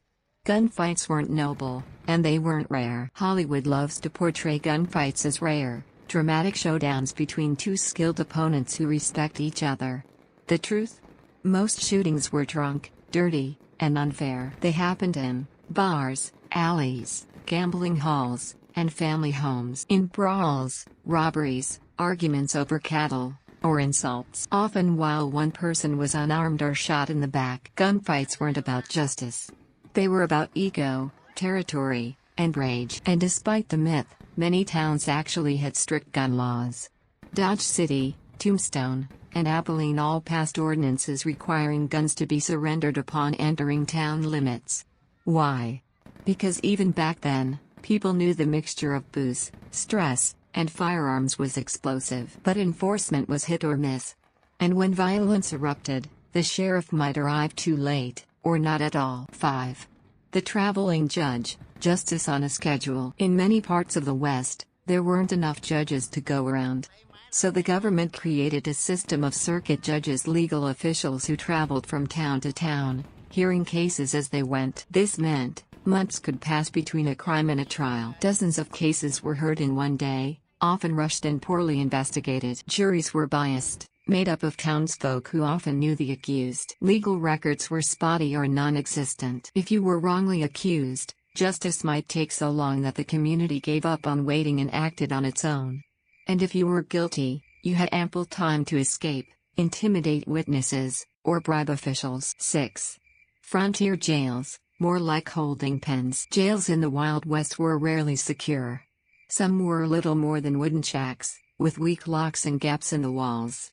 Others were made of stone or adobe, often crumbling or overrun with vermin. There were no guards, just a sheriff or deputy stopping by occasionally. No food service, families had to bring meals. Frequent escapes, since tools were easy to smuggle in. And sometimes lynch mobs broke in before a trial could occur. In short, the jail system was just another example of how thin the line between order and chaos really was. 7.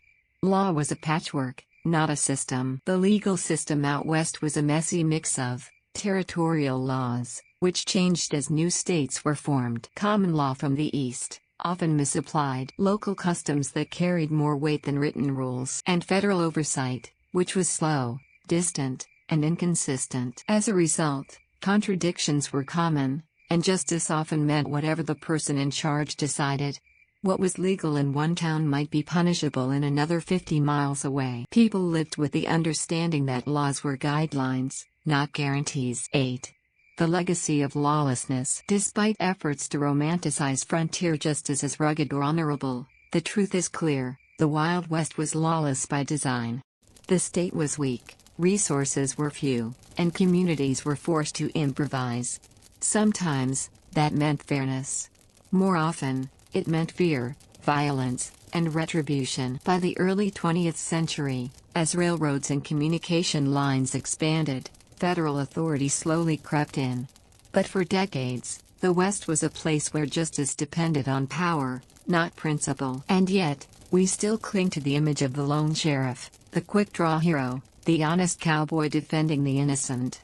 We forget that most people lived in fear, not just of nature or poverty, but of an unfair, fragile legal system that could turn on them at any moment. So, if you think you could have survived a day in the Wild West, just remember, even the law wasn't on your side. The end of the frontier and the birth of the legend. After trudging through a dozen exhausting, unsentimental truths about life in the American West, you might be wondering, how did such a harsh, cruel, and chaotic chapter in U.S. history turn into the golden, romantic myth we see in movies and books? Because make no mistake, the Wild West, as it really existed, ended long before most of us think. But instead of fading into memory, it was reborn as legend, packaged for mass consumption, and sold to generations of Americans as a story of heroism, freedom, and rugged individualism. So let's close this series by peeling back the curtain on how the frontier actually ended, and how it was transformed into one of the most durable myths in American culture. 1. The frontier closes, not with a bang, but with a railroad whistle. The so-called frontier wasn't a line, it was a shifting, ever-moving edge of settlement and conquest. By the late 1800s, that edge was disappearing fast. Railroads crisscrossed the continent, bringing with them goods and luxuries from the east. Settlers looking for farmland, jobs, or a new life. Troops and lawmen to enforce federal authority. And most significantly, industry. The wild, unregulated economy of trapping, cattle driving, and gold prospecting was gradually replaced by corporate mining companies with deep pockets, factory farming and commercial agriculture, rail monopolies dictating prices and routes. By 1890, the U.S. Census Bureau declared the frontier officially closed.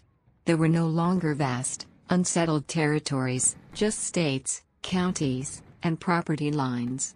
Even the rugged cowboy had become a relic, often employed by massive ranching outfits or laid off entirely. The age of individual grit and lawless opportunity was over. The modern age had arrived, with banks, bureaucrats, and borders too. The West becomes a memory, then a fantasy. But something strange happened as the frontier disappeared. Americans didn't let it go. In fact, they clung to it harder than ever. Writers, artists, and entertainers began romanticizing what had just ended. The real West, grimy, dangerous, and unequal, was scrubbed clean and reimagined as a land of noble cowboys, brave settlers, and honorable showdowns at high noon. Some of the earliest culprits included Buffalo Bill's Wild West Show, starting in 1883, a traveling spectacle that blended real frontier figures with fiction, including Native Americans playing themselves as villains and victims in staged battles. Dime novels, cheap, widely distributed books full of exaggerated tales of gunslingers, stagecoach chases, and beautiful schoolmarms in peril. Painters like Frederick Remington, who depicted the West full of stoic cowboys, majestic landscapes, and heroic lawmen. These depictions had little in common with the actual history, but they were emotionally satisfying. They gave Americans something they craved, a national origin myth. 3.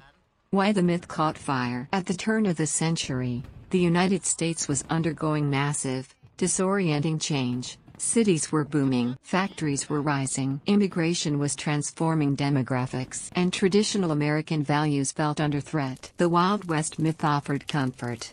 It said, "We came from bold men and strong women. We tamed wilderness. We fought evil with courage and grit."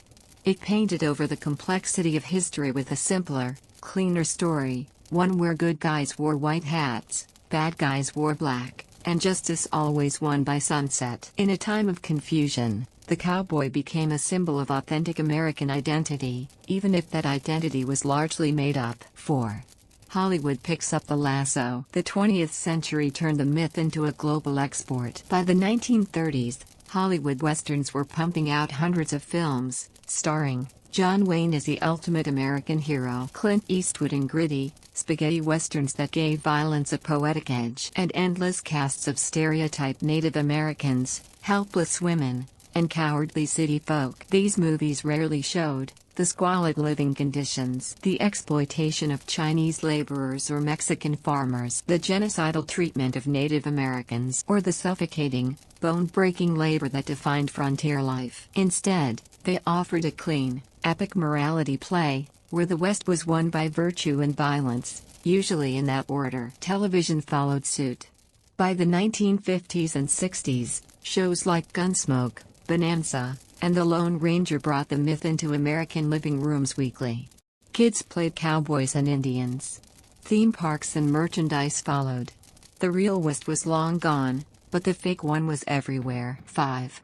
Who got left out? Again, this new Western myth erased as much as it celebrated. In the legendary version of the West, women existed mostly to be rescued or romanticized. Black cowboys, who made up roughly 25% of real cattle drivers, were erased or turned into sidekicks. Native Americans were villains, victims, or background noise, never full people. Latino settlers, Chinese railroad workers, and others were invisible or caricatured. Even white settlers and cowboys were idealized beyond recognition.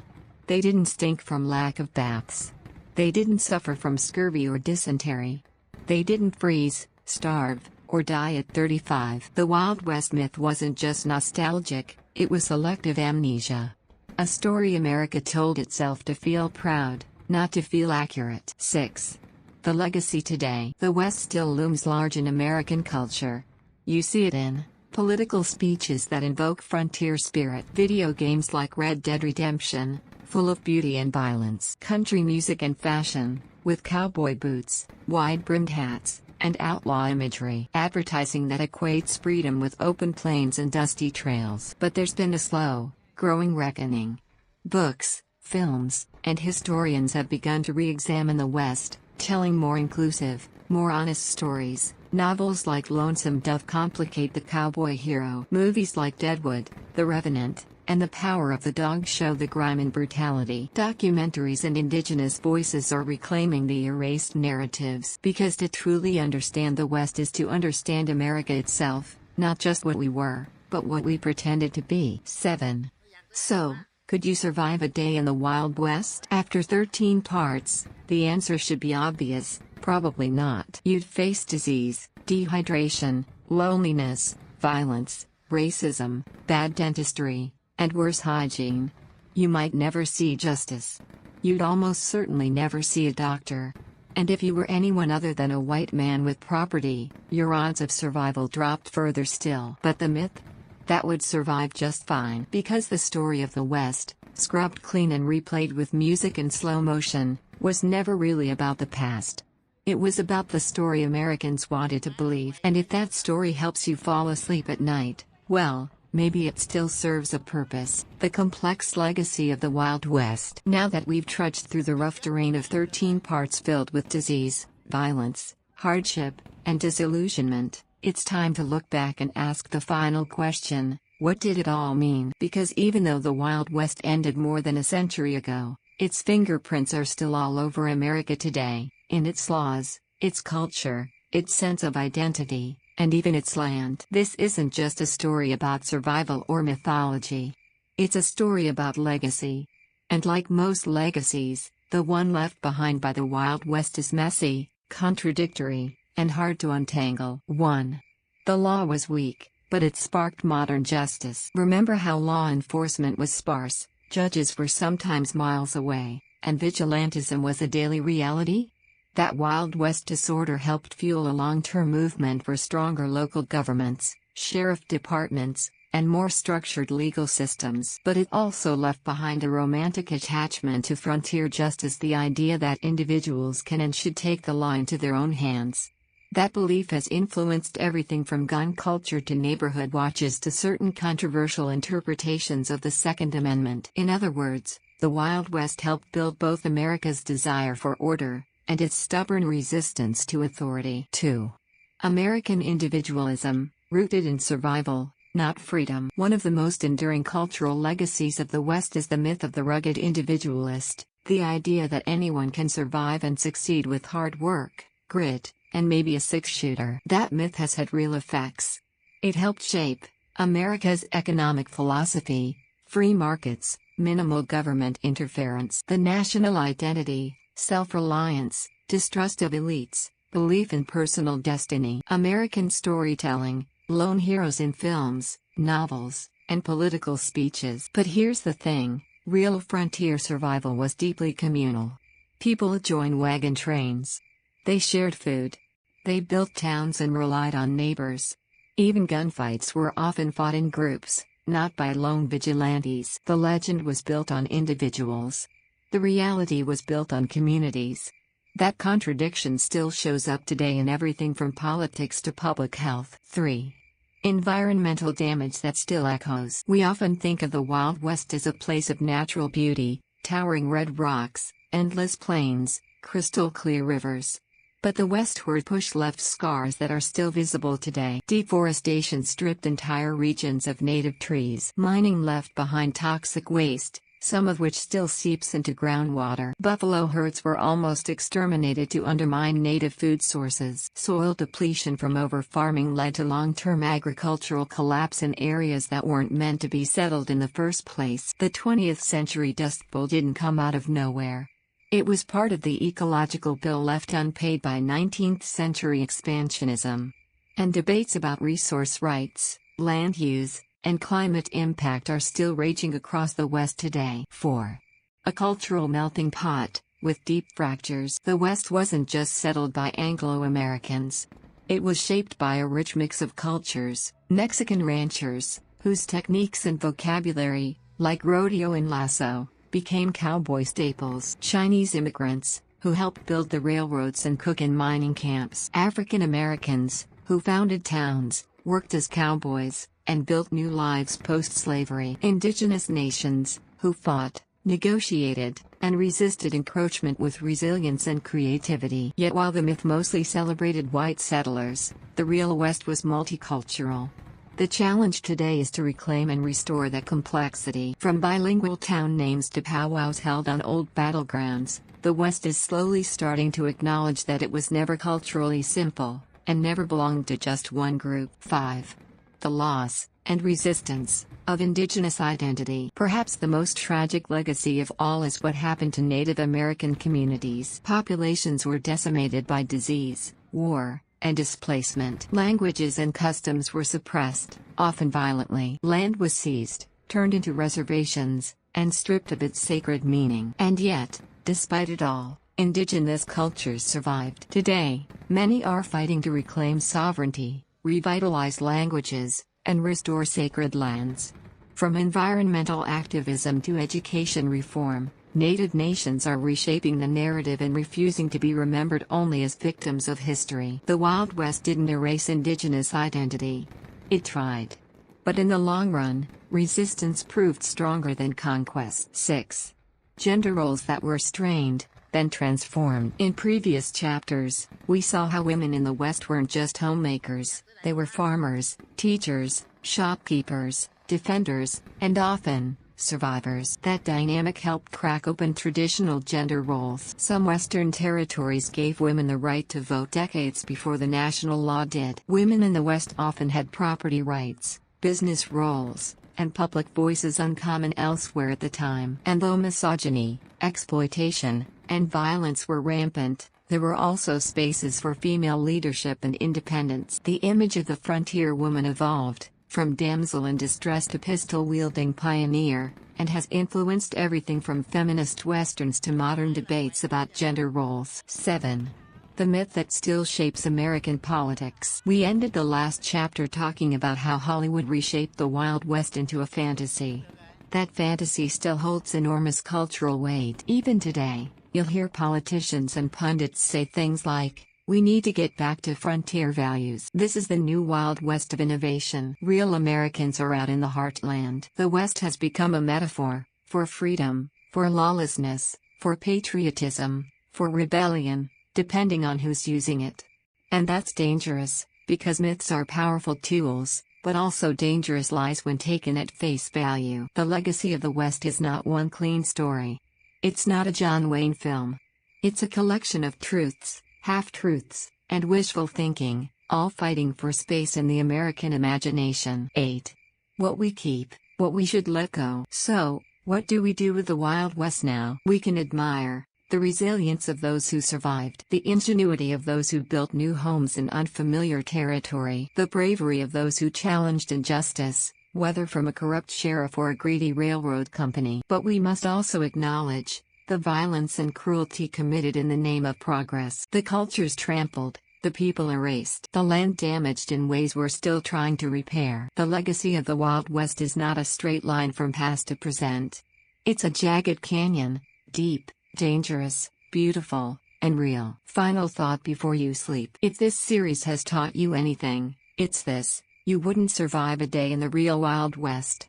But you live every day in the world it helped create. And understanding that world, its struggles, its lies, its resilience, and its complexity, isn't boring. It's essential. Now close your eyes, and dream not of cowboys, but of context. So, still think you could have survived a day in the Wild West?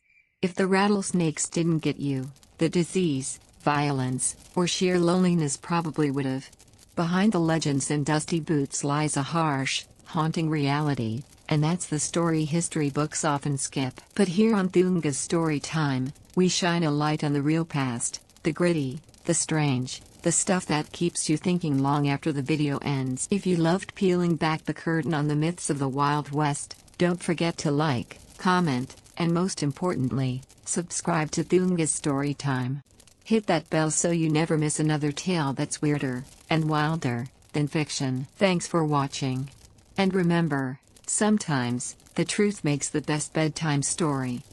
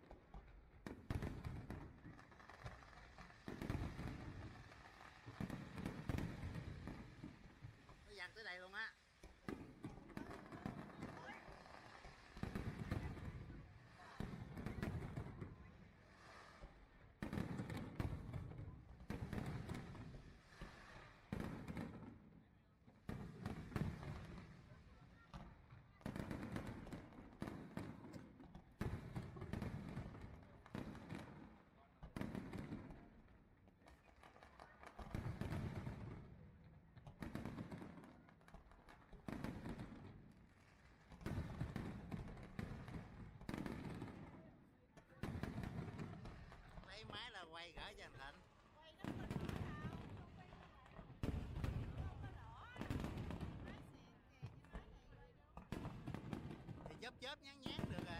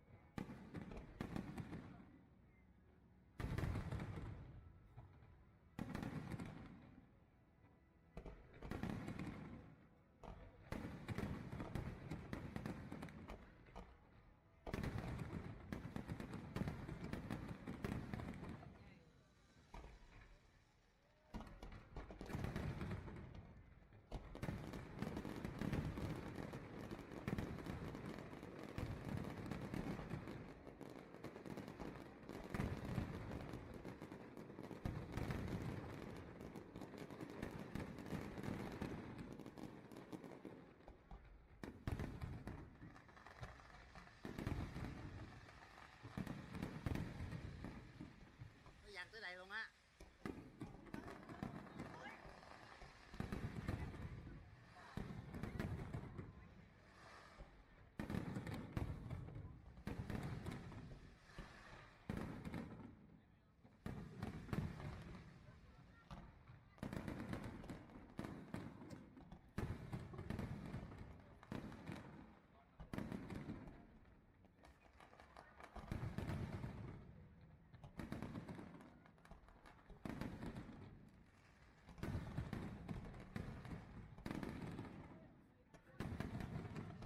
Lấy máy là quay gửi cho anh Thịnh.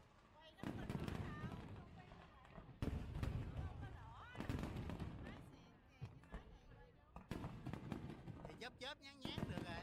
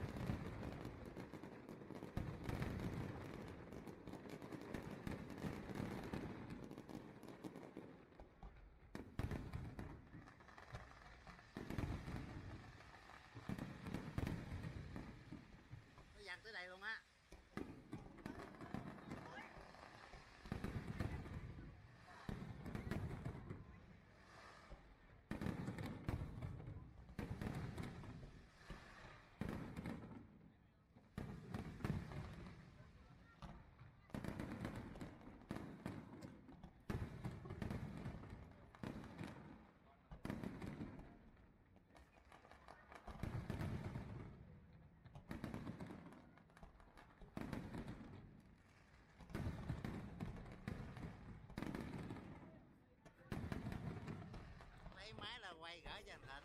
quay nó không có đỏ đâu, không quay không phải nó không có đỏ. Nói xịn kìa chứ nói vậy rồi đúng. Thì chớp nhán được rồi.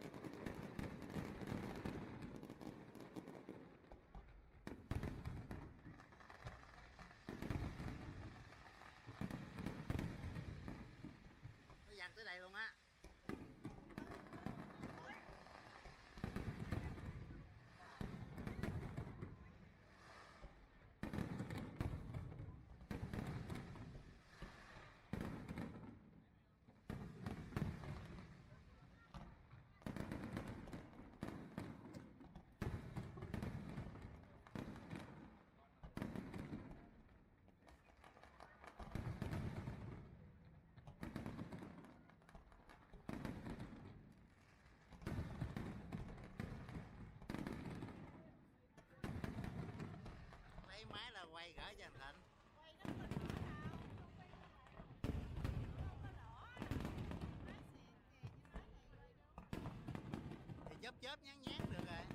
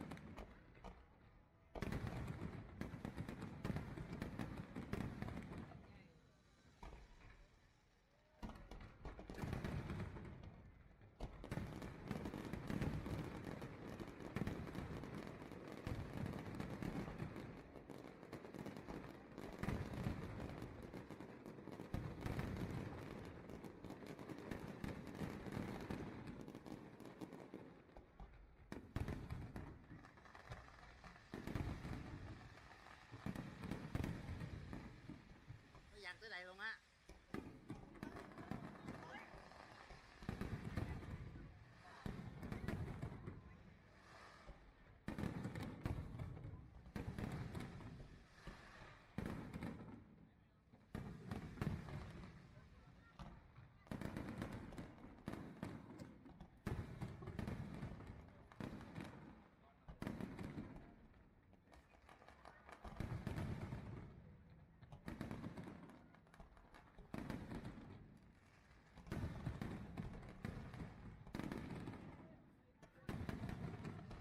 Lấy máy là quay gỡ cho anh Thịnh. Quay nó không có đỏ đâu, không quay không phải đâu, nó không có đỏ. Nói xì kìa chứ nói thiệt rồi đúng. Thì chớp nhán